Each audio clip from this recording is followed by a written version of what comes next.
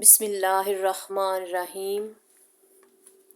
حضرت موسیٰ علیہ السلام نے پوچھا کہ اے اللہ، تیری رضا کس میں ہے؟ میری رضا میری قضا پر ہے، اور جو میری رضا پر راضی ہوگا میں اپنے اس بندے سے راضی ہو جاؤں گا، اور جو میری قضا پر ناراض ہوگا اس سے میں ناراض ہو جاؤں گا۔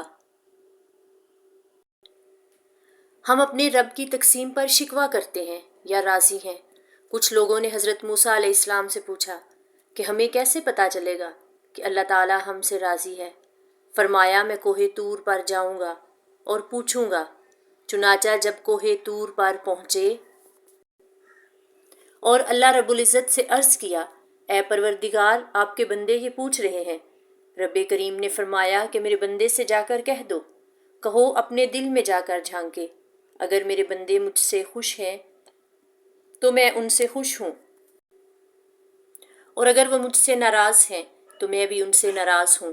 تو دل میں دیکھیں کہ اللہ تعالیٰ کے شکوے ہیں یا اللہ تعالیٰ کی محبت۔ ہمیں چاہیے کہ ہم دل میں اللہ رب العزت سے راضی رہیں۔ اس لیے حضرت محمد صلی اللہ علیہ وآلہ وسلم نے فرمایا، ترجمہ: میں راضی ہوں اس پر کہ اللہ میرا رب ہے، اسلام میرا دین ہے، اور محمد صلی اللہ علیہ وآلہ وسلم میرے نبی۔